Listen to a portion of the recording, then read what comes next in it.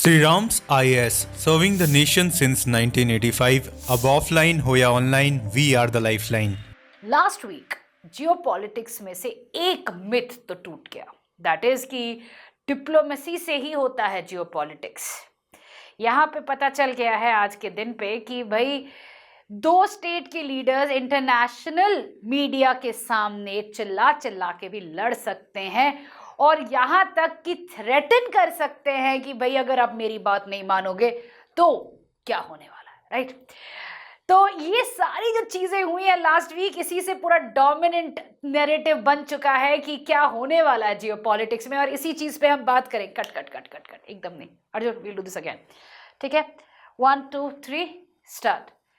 Last week में एक चीज नया डेवलपमेंट आया है जियोपॉलिटिक्स में कि डिप्लोमेसी तो पुरानी बात है, आजकल लीडर्स जो है वो मीडिया के सामने बैठ के लड़ भी सकते हैं और ऐसा भी जियोपॉलिटिक्स हमें देखने को मिल रहा है। यूएस में प्रेसिडेंट डोनाल्ड ट्रंप जो भी हरकतें कर रहे हैं, चाहे वो जेलेंस्की को बुला के चिल्ला रहे हैं या पुतिन से बात कर रहे हैं या रेसिप्रोकल टैरिफ्स लगा रहे हैं, आज के दिन पे जियोपॉलिटिक्स में सिर्फ यही चल रहा है। It is dominating how the world is reacting and what countries are trying to achieve right now. अगर देखा जाए the entire last week में again very US centric geopolitics रहा है। कुछ bilateral visits हुई थी but not major ones, and apart from that अभी ना एक अनईजी सा साइलेंस आ चुका है जहां पे वो वेट एंड वॉच वाला सिचुएशन हो रहा है कि डोनाल्ड ट्रंप करने क्या वाले हैं। क्या वो टैरिफ लगाएंगे, इससे क्या टैरिफ का वॉर शुरू हो जाएगा, या वो कुछ और एक्शन लेंगे जिसका रेसिप्रोकेशन करना पड़ेगा। It's just largely a wait and watch situation across the world. कोई भी मेजर इवेंट नहीं हुआ है apart from Donald Trump's and Zelensky's meeting in the Oval office.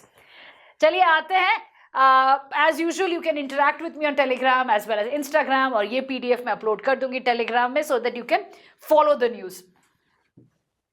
So let's come with the first news of the last week. या actually I will say this is the biggest news of 2025 that two leaders, US and Ukraine के leaders, they sat down in the Oval Office और शांति से शुरू हुआ था बातचीत। And ये जरूरी है समझना कि Zelensky, that is the Ukrainian president, जो वहां पे गए थे वो एक्चुअली एक मिनरल्स डील के लिए गए थे। एंड दिस वाज आल्सो मेंट कि भाई आपस में बात करेंगे, एक सोल्यूशन, एक पीस की तरफ मूव करेंगे, क्योंकि उससे पहले ही, कुछ दिन पहले ही डोनाल्ड ट्रंप ने रशियन प्रेसिडेंट के साथ बात किया था and the indication was that Donald Trump would be able to bring about peace in this particular war और द कॉन्फ्लिक्ट। अब मीडिया के सामने जो यूएस के वाइस प्रेसिडेंट है उन्होंने कहा ज़ेलेंस्की को, भाई you are not grateful enough to America for its help. और यहाँ से शुरू हो जाता है ज़ेलेंस्की का जवाब कि भाई पीस के लिए आप बार बार कह रहे हो, आप बोल रहे हो सीज फायर के लिए, but what guarantees that cease fire, कि कल जैसे रशिया ने पहले भी क्रीमिया एनेक्स किया है और अभी फाइनली वॉर भी हो गया है, 3 साल से चल रहा है, क्या गारंटी है कि रशिया ये दोबारा ना करे। तो ये चीज जब उन्होंने बोला और यहां से शुरू हो जाता है एक screaming match. As I said कि जियोपॉलिटिक्स हमेशा डिप्लोमेटिकली किया जाता था, diplomacy was the pillar of it, और वो चीज एकदम हटा दिया गया आज के इस पर्टिकुलर मीटिंग में। एंड इसका जो इम्पैक्ट था ये था कि भाई जो मिनरल्स डील था वो टूट गया है। ज़ेलेंस्की सेज कि भाई नहीं चाहिए, एंड ट्रंप ने फिर से वार्निंग दे दिया, वहीं पे वार्निंग दे दिया था कि भाई यूक्रेन को मिलिट्री एड बंद हो जाएगा, और जो चीज़ उन्होंने फाइनली अगले दिन कर भी दिया। He passed an order saying that all the aid will stop flowing to Ukraine, and this basically is his idea, Donald Trump's idea कि इसी से पीस आएगा। इवेंट इतना, मतलब ठीक है, फॉर द enjoyment पर्पस की बात करें या for the sake of having fun और for the sake of enjoying geopolitics, it's an excellent thing to observe, but उसका after math is what is important for us. तो Europe में एक collision of willing आया, that is countries came together and criticized what Trump did and supported Zelensky. Actually में जब meeting के बाद ही Europe came with the coalition of willing, जहां पे यूके के प्राइम मिनिस्टर ने लीडर्स ऑफ यूरोप को बुलाया और कहा कि भाई यूक्रेन का फ्यूचर जो है उसको हमें again we have to help, because अगर यूक्रेन गिरा तो यूरोप गिरने में ज़्यादा वक्त नहीं लगाएगा. So Europe has to do the heavy lifting with the backing of US. साथ में फ्रांस के प्रेसिडेंट को, जर्मनी के चांसलर को, इटली के प्राइम मिनिस्टर, सभी को बुलाया. एंड इस मीटिंग में कनाडा के prime minister Trudeau also attended. सबसे 3 चीजें इंपॉर्टेंट है यहाँ पे. पहला कि भाई यूरोपियन कंट्रीज को ये समझ में आ गया है कि यूक्रेन को सहायता करने वाला सिर्फ यूरोप ही रहने वाला है, यूएस पे इतना डिपेंड नहीं कर पाएंगे जिस तरीके से ट्रम्प बिहेव कर रहा है, जिसकी वजह से कई मीम्स और कई वीडियोस आ गए कि यूएस विड्रॉ कर रहा है नेटो से. नहीं करेगा. NATO has a different purpose altogether and NATO से विड्रॉ करना इतना आसान नहीं है. There is a whole agreement, Washington treaty है जिसपे कई सारे क्लॉजेस हैं कि आप ऐसे निकल नहीं सकते हो. सेकेंड चीज पे आते हैं कि भाई जिस तरीके से यूरोप ने यूक्रेन को सपोर्ट किया है, ये क्लियर हो गया है कि चाहे यूएस और रशिया में थोड़ा बहुत कोऑपरेशन आ जाए, but Europe will always see Russia from a point of concern. ठीक है. And this is what the policy of Europe is going to continue. यहाँ पे डिपार्चर जरूर दिख रहा है from Trump's US and the Europe that we are at currently in. They are really not ready to trust Russia at this point of time, specially under the presidency of Putin. तो यहाँ पे Europe का वो जो acceptance है कि they are going to do the heavy lifting का clarity आने लगा है. तीसरी चीज जो है, यूरोप का ये भी अंडरस्टैंडिंग है कि वो अकेले इमीडिएटली कुछ नहीं कर पाएंगे. It's going to take some time for the defence to improve as well as to support Ukraine completely in absence of US. ठीक है. मतलब पूरा रिस्पॉन्सिबिलिटी लेने में अभी वक्त लगेगा. इसीलिए दे हैव सेड कि भाई हम करेंगे, कोशिश करते रहेंगे, हैवी लिफ्टिंग हम करेंगे, बट सपोर्ट ऑफ यूएस का रहना जरूरी है. यूएस अगर कंप्लीटली विड्रॉ कर लेगा तो दिक्कत होगी, because Europe is not yet ready to support Ukraine completely on its own, which basically indicates that Europe ने ये इंडिकेशन दे दिया है कि यूएस का support at this point of time important है. एंड यही चीज यूएस को भी पता है, इसी वजह से ऐसे हार्ड बॉल खेल रहा है Trump. Right. Now, this particular meeting should be seen from a point of view कि भाई there are breaks happening. There are proper divisions happening between what we call as the Western nations. And ये जो break हो रहा है, ये कहीं ना कहीं culminate करेगा as a separate power, center of power in the form of European Union. Now, that's going to take some time और ये US के blessing के बिना तो नहीं होने वाला है. We are obviously going to see some friction coming in the near future. Next जो न्यूज था, it was about the resolutions. UN में 2 रेजोल्यूशंस पे बात हुई थी. एक यूरोप के बैक किया हुआ एक यूक्रेनियन रेजोल्यूशन, जहां पे ये बोला गया था कि भाई एक जस्ट एंड लास्टिंग पीस की जाएगी. पहली बार अमेरिका ने इसको एब्सटेन किया है, इसको अगेंस्ट वोट किया है. नाउ दिस वाज इंटरेस्टिंग क्योंकि 2021 से लेके अगर आप देखोगे US was always against Russia. कोई भी resolution आ रहा था on the Ukraine-Russia crisis, it was constantly criticizing Russia and supporting Ukraine. ये पहली बार है जहां पे यूएस ने एक्चुअली में रशिया को सपोर्ट करते हुए इसके अगेंस्ट जो रेजोल्यूशन है उसके अगेंस्ट वोट दिया है. So now you see the countries that have voted against it. It's Russia, US, North Korea and Israel. Now you can very well imagine then what we are the change in US's policy towards the Russia-Ukraine crisis.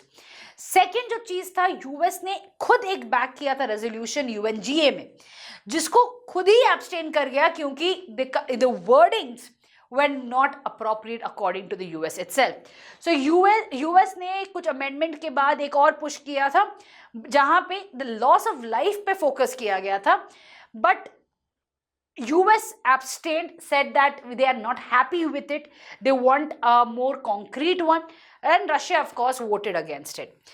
Now if you take a look at the resolutions that have been passing in the UN based on the Russia-Ukraine crisis, एक चीज तो clear होने लगा है कि Russia कोई भी resolution UNSC में तो नहीं लाने देगा, वो वीटो का पावर यूज करेगा। यूएनजीए में विदाउट द बैकिंग और support of US and it's allies a resolution will be difficult to pass, और अगर पास भी हो जाता है यूएनजीए का तो कोई फायदा है नहीं।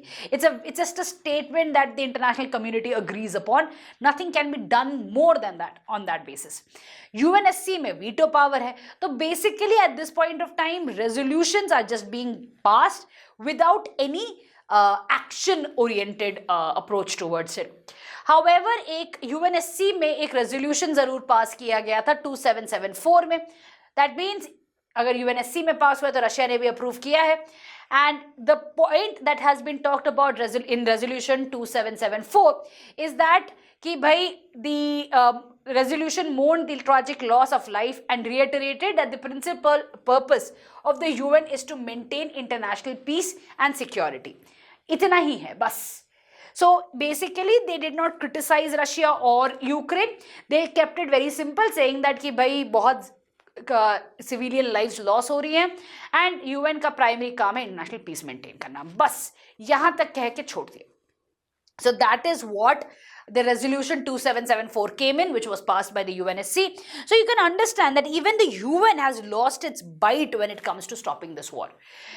अगर हम इजराइल वाला कॉन्फ्लिक्ट भी लेते हैं, वहां पे यूएस करता है ये सेम चीज, तो यहाँ पे मतलब P5 countries have made UNSC completely irrelevant in today's geopolitics।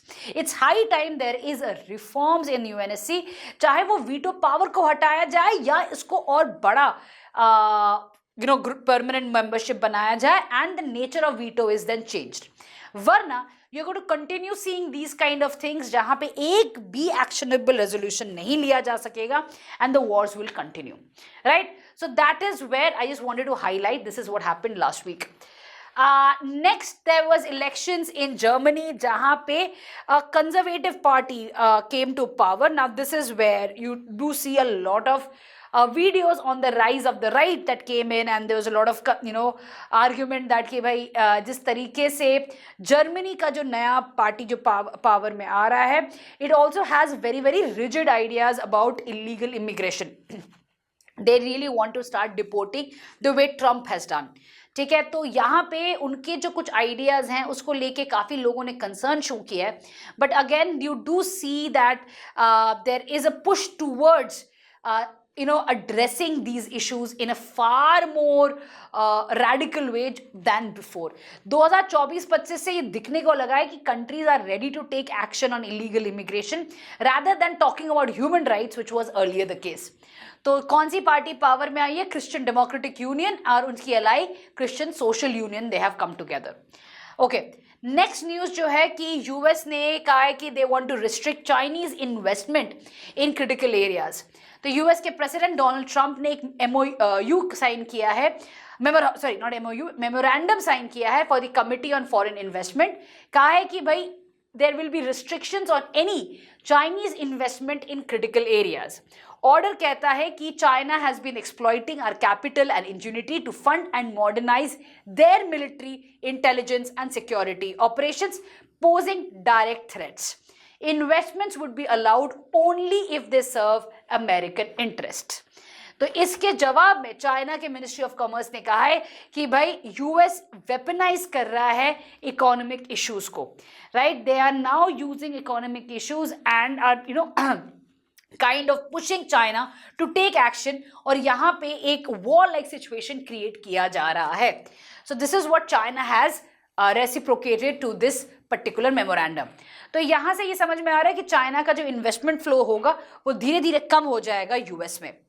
Next चीज जो आया है कि चाइना ने अपने पहली मिलिट्री अटैची भेजा है नाइजीरिया में। तो अब नाइजीरिया कहाँ पे आता है? It's is in the Sahel region, right? And वहां पे फ्रांस और यूएस की काफी फोर्सेस थी। अब जब से फ्रेंच फोर्सेस को विड्रॉ करने के लिए बोला गया है शाद, बुर्किना फासो, नाइजीरिया से, उस पर्टिकुलर वॉइड में फिल करने आ गया है चाइना। और इसी का एग्जाम्पल है चाइना का जो मिलिट्री अटैचे का विजिट है to Nigeria. Now this is going to be interesting because now you will see China helping the military powers, क्योंकि यहाँ पे कूज हुए थे, कू के बाद जो अभी गवर्नमेंट्स हैं सभी के सभी मिलिट्री के ड्रिवन होते हैं, तो वहाँ पे चाइना इनको सपोर्ट करेगा और सपोर्ट के साथ साथ चाइना को मिलेगा टेंडर के साथ साथ मिलेगा प्रोजेक्ट्स और यहाँ पे शुरू होगा debt trap, right. And Nigeria is a very oil rich country, again assets हैं, रिसोर्सेज हैं, and it's an excellent choice for China to kind of enter into the African market through Nigeria. तो यहाँ पे आ जाता है वही चीज जो चाइना का हमेशा गेम प्लान रहता है, so that is what they're doing with Nigeria.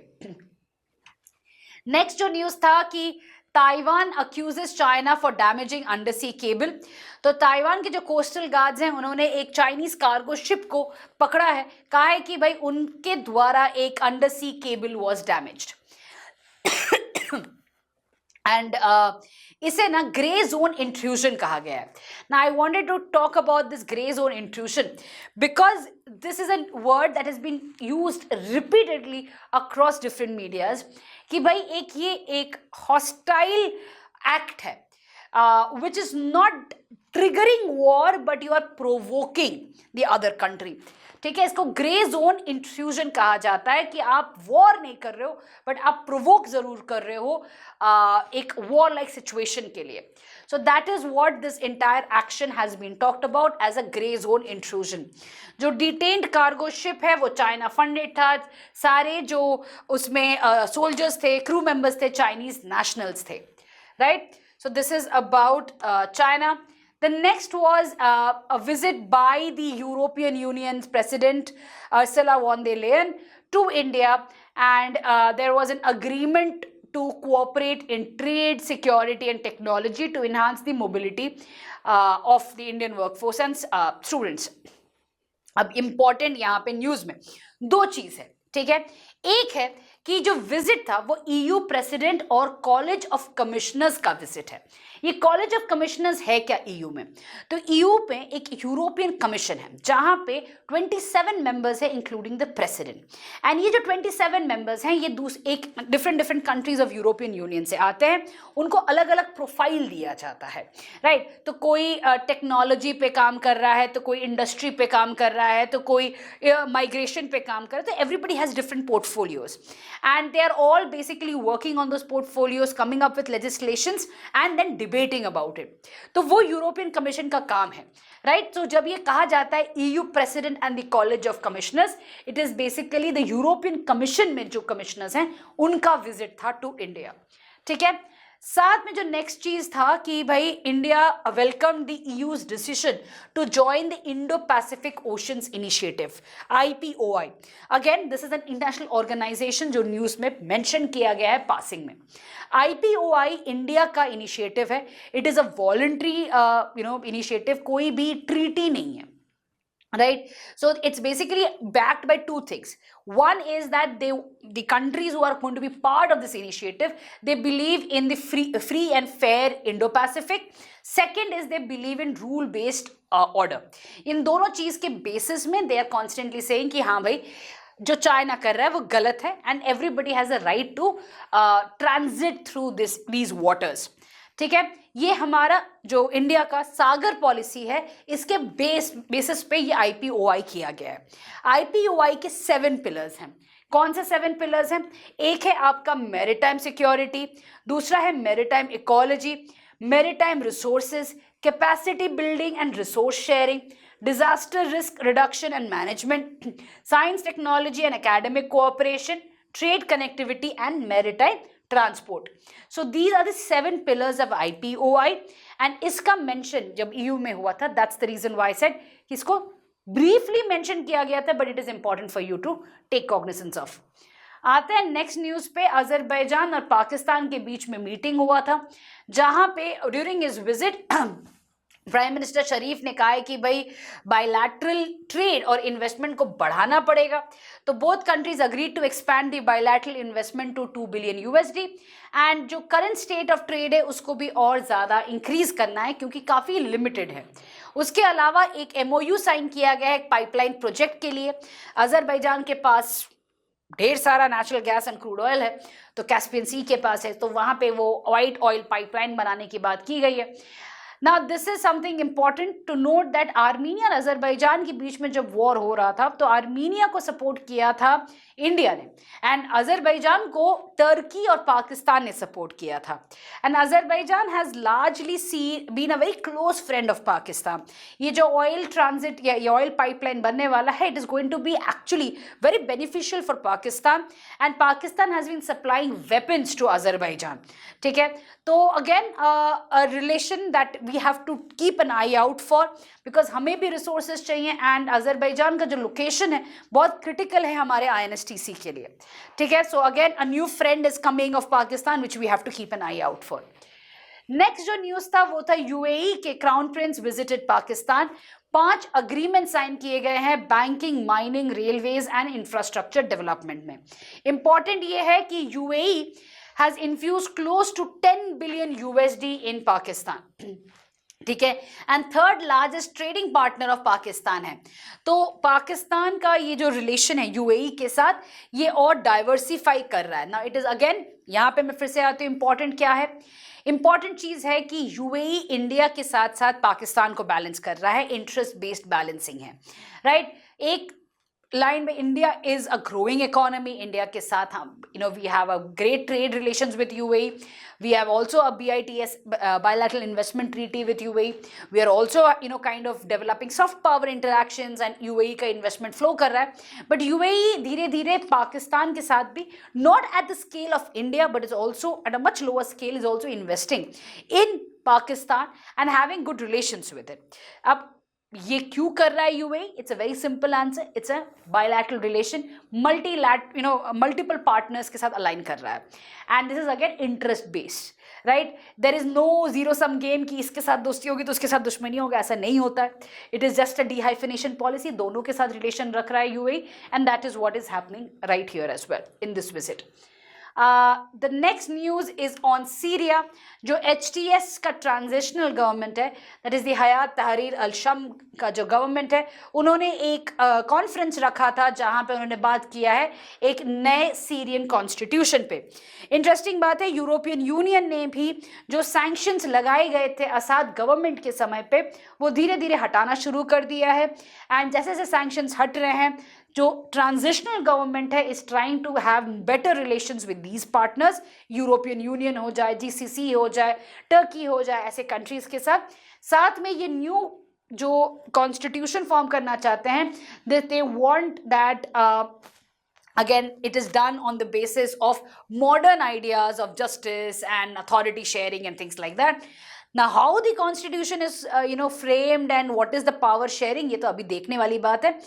Courts का क्या पोजीशन रहने वाला है यहाँ पे, वो भी देखने वाली बात है। But at this point of time at least this is a good step by a transitional government towards a new constitution. यही चीज आप अगर बांग्लादेश में नोटिस कर रहे हो, let's look at it. There is a caretaker government. The only thing that's happening there is more chaos and chaos. While in Syria there is a proper steps being taken for a transition to happen. So these are the differences you will observe. With this, we are going to wrap up Around the World wala episode. I'll see you next week with another episode. The last entire week, as I said, was dominated by Donald Trump. And as I said, with this, we do see a change in geopolitics and the way it is happening. इसी के साथ, I'll take your leave. Take care. Bye.